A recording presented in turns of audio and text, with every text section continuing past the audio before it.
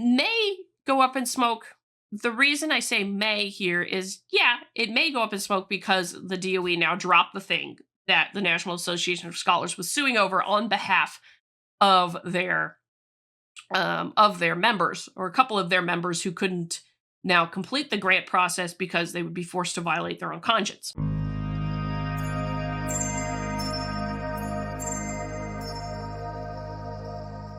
There's been a lot of things going on in the last week, but this is actually something I wanted to come back to.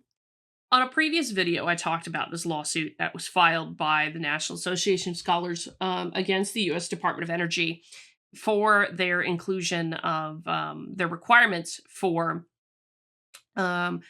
DEI statements or plans or things along that line to be considered for funding and included as part of the requirements, and evaluated alongside everything else for their requirements. The requirement amounts to compelled speech that violates the First Amendment, and it is further unlawful. So it was that kind of thing here that was filed before the inauguration. And now, of course, with recent events and things going on with pertaining to one of the executive orders out of the White House, I believe this whole lawsuit may go poof, literally, just to go poof, which is what I thought might be the case at the time when I recorded this video, recorded the previous video. And that is because of this particular executive order coming from the White House, ending radical and wasteful government DEI programs and preferencing here. And I won't go all the way into it, but the relevant nomenclature, the relevant language of it that makes a point here is actually talked about in this Free the Inquiry Substack, which is the Substack of Heterodox Academy. If you're not reading it, I recommend you do, because they do a nice roundup of a lot of the issues, and of course are very dedicated to viewpoint diversity and free expression on campus and academic freedom. So the relevant piece here is, under the new executive order ending radical and wasteful government DEI programs and preferencing, federal agencies are being directed to, quote, terminate to the maximum extent allowed by law all DEI, DEIA, and environmental justice officers and positions, including but not limited to chief diversity officers, all equity action plans, equity actions, initiatives, or programs, equity-related grants or contracts, and all DEI or DEIA performance requirements for employees, contractors, or grantees. It is this last part that is critical to that lawsuit that I just mentioned, was filed before the inauguration. And that is where it gets curious. But let me read a little bit further, because HXA does actually a decent job of breaking down. And this is, again, if you're looking for news, and I know it's just utterly chaotic right now in certain things. If you're looking for news related to this in higher education and science, I recommend HXA tremendously for this. They have a great team of folks over there that break this down nicely. So I recommend following them and reading.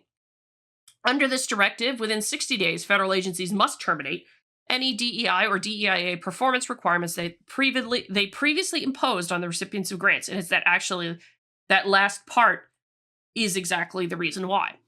Quote, this could have huge implications on institutions of higher education who are frequent recipients of federal research grants, according to the Heterodox Academy Director of Policy, Joe Cohn. DEI has been so woven into the fabric of many federal funding systems, it might be compared to a common line of code written into thousands of programs, not primarily about DEI. Ironically, researchers who reluctantly found themselves playing along with DEI for years may now be harmed by a political correction they've reasonably hoped would instead help them.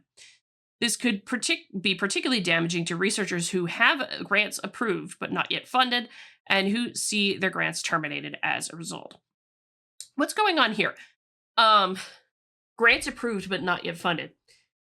When you're talking about requests for proposals and getting grants funded and the like, you go through a whole review process after you've written the proposal, and the agency in question that would fund it decides, okay, we're going to fund you.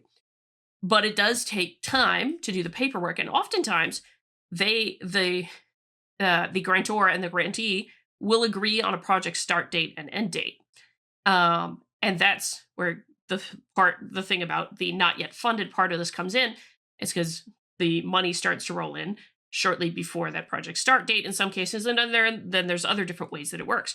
But that's the point in here to say this, is that once you're approved for funding doesn't mean you get the grant right away. That's the key point to take with that, and that's why it's a particular problem.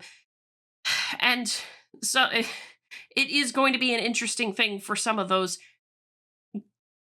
who've received grants already, who have been, shall we say, playing ball with something they don't agree with for a while, um, but had to do it anyway in order to, make a living, um, and those kinds of things. And so this is where it gets concerning. Um, to be clear, HXA does not take a position on many applications of DEI initiatives. That's because many are outside our purview. However, we do object to the practice of requiring specific statements of allegiance to partisan views for hiring, promotion, and funding, as these represent political litmus tests that violate academic freedom. Our initiative on open inquiry in STEM, science, technology, engineering, and math, launched in 2023, has worked to explore and address this concern, as did our recent sponsorship of a conference on censorship in STEM. Our goal is to ensure that one partisan test is not replaced by another. In all of this, that is what remains my concern. Um, you all who've been following this channel know very well that I do not like DEI statements. I do view them as political litmus tests, and same goes for plans. If they're included in grant funding applications, I really dislike them. And I do believe they fall in there as being political litmus tests.